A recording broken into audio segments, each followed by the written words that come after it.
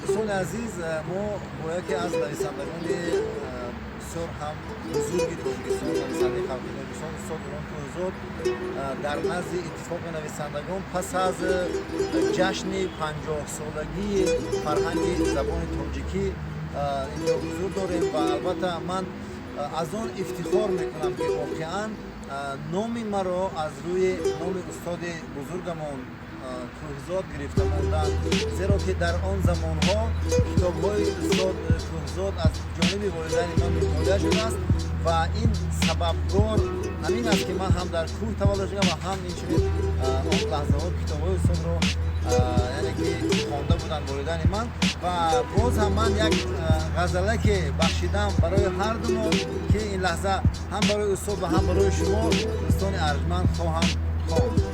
کӯҳзодем دو زاده کوه، ما زاده کوه، دلداده کوه، با نام گرچه هستیم شهری، سرمست اما از باده کوه، فرزند کوهیم از دور پزمان، آغوش سبز و بگشاده کوه.